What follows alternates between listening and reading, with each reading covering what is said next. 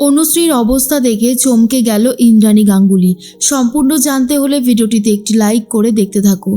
গল্পের শুরুতেই দেখা যায় অনুশ্রীকে নিয়ে সবাই এখন অনেক খুশি। এর মধ্যে আয়ুষ কুসুমের সাথে কথা বলতে ব্যস্ত হয়ে পড়ে। কুসুম কোনোভাবেই আর আয়ুষের সাথে কথা বলতে চায় না। ঠিক সেই মুহূর্তেই তখনই আয়ুষ বলে, কুসুম তুমি আমাকে এইভাবে ইগনোর করছো কেন? আমি তো তোমার সাথে কিছু কথা বলতে চাই, আর তুমি সেগুলো শুনতে চাও না। এরপরেই কুসুম কি বলবে নিজেই বুঝে উঠতে পারে না। কুসুম তখন বলে, দেখুন ছোট সাহেব, যেটা হচ্ছে সেটা খুব একটা ভালো হচ্ছে না। আমাদের এই সম্পর্কের কথা জানাজানি হলে কেউই মেনে নেবে না, আর সেটা তো আপনি খুব ভালো মতো জানেন। তারপরেও এইসব কথাগুলো বলার কি খুব প্রয়োজন আছে?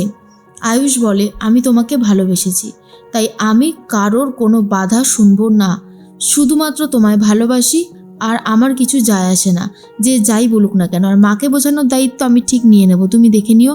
আর শোনো, আজকে যে একটা অনুষ্ঠান হতে চলেছে সে বিষয়ে তোমার কথা বলাটা খুব জরুরি। এর মধ্যে ঈশান চলে এসেছিল। ঈশান এসেও কুসুমকে বলে দেয় যে আজকে ঠিক কী ব্যবস্থা রেখেছে। সবটা শোনার পরে কুসুম বলে, তাহলে তো খুব ভালোই হবে, অনুশ্রীকে অনেক বড় সারপ্রাইজ দেওয়া যাবে। ঈশান তখন বলে, সত্যি আমি ভাবতে পারছি না জাদুকর, যে আমি বাবা হতে চলেছি। খুব আনন্দ হচ্ছে জানো, কত দায়িত্ব এখন বলো তো আমার। আস্তে আস্তে আমার সন্তান এই পৃথিবীতে আসবে, আর তারপর তাকে মানুষ করা, উফ, মনের ভেতরে অদ্ভুত একটা আনন্দ। কুসুম তখন বলে, ঈশান স্যার, খুব তাড়াতাড়ি আপনি বাবা হবেন, আপনার কিন্তু অনেক দায়িত্ব বেড়ে যাবে, তাই না? ঈশান তখন বলে, একদমই তাই। এর মাঝখানেই অনুশ্রীকে চোখ বন্ধ করে নিয়ে গেছে কুসুম। চোখে একটা কাপড় বেঁধে দেয়, তারপরে ঠিক জায়গা মতো নিয়ে গিয়ে কাপড়টা খুলে দেয় আর বলে, দেখো তো কেমন লাগছে। এরপর আস্তে আস্তে আয়ুষ, ঈশান, দেখা যায় মীনাক্ষী, কুসুম সবাই মিলে হাততালি দেয়, ঘুরতে ঘুরতে অনুশ্রীকে অভিনন্দন জানায়, যাতে অনুশ্রীর অনেক বেশি ভালো লাগে। এরপরেই অনুশ্রী মনে মনে একটা কথাই ভাবে, তার জন্য সবাই এত এত সারপ্রাইজ রেখেছে, তার তো অনেক আনন্দ হচ্ছে। এমনটাই ভাবছিল। এরপর একে একে সবাই ফুল দিতে থাকে, কেউ কেউ গিফট দিতে থাকে। সবাই নিজেদেরকে কিভাবে ডাকাবে ছোট্ট পুচকু সেইটা লিখে নিয়ে এসেছে, সেরকম সব আনন্দ করতে থাকে। এরপর অনুশ্রীর বাবাও খুব সুন্দর একটা উপহার পাঠিয়েছে অনুশ্রীর জন্য। তার মধ্যেই অনুশ্রীর ফোনটা রাখা ছিল উপরে। অন্যদিকে কুসুম বলে, অনুশ্রী তুমি কোথায় যাচ্ছ? অনুশ্রী বলে, কুসুম আমার ফোনটা উপরে রাখা আছে, আমি এক্ষুনি আনছি। এর মধ্যে কেক কাটাকাটি হয়েছে, সবাই সবাইকে কেক খাইয়ে দেয়।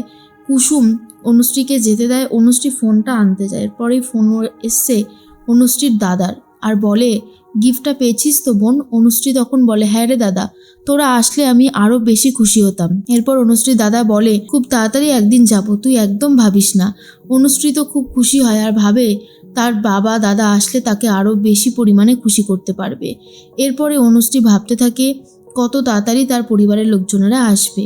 এর মাঝখানে অনুশ্রী নামছিল সিঁড়ি দিয়ে নিচে, তখনই পা স্লিপ করে একদম পড়ে যায়, আর গড়াতে গড়াতে পুরো নিচে এসে পড়ে। যা দেখার পর বাড়ির প্রত্যেকটা মানুষ অবাক হয়ে গেছে, কি করবে বুঝে উঠতে পারে না।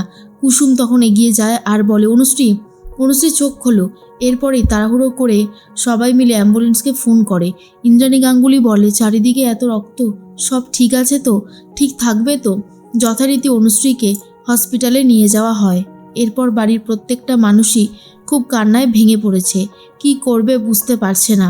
তার মধ্যেই মীনাক্ষী বলে, দিদি, আজকে যা কিছু হয়েছে এই সব কিছুর জন্য দায়ী এই কুসুম। কুসুম যদি অনুশ্রীকে ওপরে যেতে না দিত তাহলে হয়তো এই বিপদটা ঘটতো না। এই সব কিছুর জন্য একমাত্র কুসুম সরকারই দায়ী। আর এটা শোনার পরে তখনই ইন্দ্রাণী গাঙ্গুলি সপাটে কষিয়ে এক চড় মারে মীনাক্ষীর গালে, আর বলে, এই সিচুয়েশনে দাঁড়িয়ে সবাই আমরা এত চিন্তা করছি, আর তুই এই সমস্ত কথা বলছিস ছোট? তোর কি কখনো কোনো কাণ্ডজ্ঞান হবে না, নাকি তুই সারাটা জীবন এরকমই থাকবি? এর মাঝখানেই কুসুমের বাবা শঙ্করবাবু বলে, আজ কুসুম একবার বাড়ি যেয়ে নিক, তারপর ওর একদিন কি আমার একদিন। ওর কোনো আর দরকার নেই ইন্দ্রাণী গাঙ্গুলির বাড়িতে থাকার। ও বারবার বাধা বিপত্তি সৃষ্টি করছে। এর মাঝখানেই ঈশানও খুব ভেঙে পড়েছে, কি করবে বুঝতে পারে না। তার মধ্যেই চলে এসেছে ডাক্তার আর জিজ্ঞেস করে, ঈশান, আমার স্ত্রী কেমন আছে? ও ঠিক আছে তো? ডাক্তার বলে, আপনার স্ত্রী ঠিক আছে, কিন্তু আমরা আপনার সন্তানকে বাঁচাতে পারলাম না। অনেক চেষ্টা করলাম, কিন্তু আমরা বাঁচাতে পারিনি। শোনার পরেই বাড়ির প্রত্যেকেই খুবই ভেঙে পড়েছে, কি করবে বুঝতে পারে না। ইন্দ্রাণী গাঙ্গুলি ঈশানকে সামলাতে থাকে। ঈশান কান্নাকাটি করছে। তখন কুসুম বুঝতে পারে যে অনুশ্রী এই খবরটা জানতে পারলে আরও বেশি করে অসুস্থ হয়ে পড়বে। কিন্তু কুসুম এটাও জানে যেভাবেই হোক না কেন এখন বাড়ির সবার পাশে থাকতে হবে তাকেই, মনে সাহস জোগাতে হবে। ইন্দ্রাণী গাঙ্গুলি ঈশানকে বলে, তুমি কিচ্ছু চিন্তা করো না, তুমি দেখবে সব ঠিক হয়ে যাবে। এখন অনুশ্রীকে তোমায় সামলাতে হবে, তাই তোমাকে এখন একটু সাবধানে থাকতে হবে ঈশান। তুমি যদি ঠিকঠাক না থাকো তাহলে কে বোঝাবে বলো তো অনুশ্রীকে।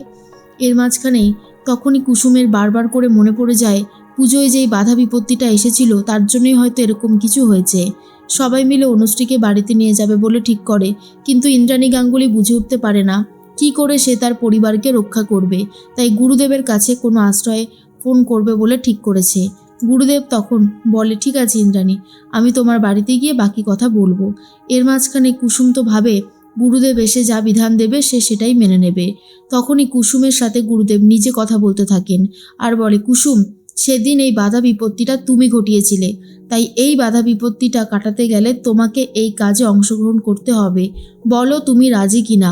কুসুম বলে, আপনি শুধু বলবেন গুরুদেব, আমাকে কি করতে হবে, আমি সব কিছু করতে পারবো। এই বাড়ির জন্য, এই পরিবারের জন্য কুসুম সব করতে পারবে। তখনই গুরুদেব বলে, ব্যাস, তাহলে তো খুবই ভালো, যেমনটা বলবো তেমনটাই করতে হবে। এই পুজো শেষ হয়ে গেলে বাধা কাটাতে তোমাকে শেষ হতে হবে, তোমাকে মরতে হবে। কুসুম, তুমি মরতে পারবে? কুসুম বলে, এইটুকু কাজ করতে হবে তো? পারবো, আমি সব কিছু করতে পারবো, আমার কোনো অসুবিধা হবে না।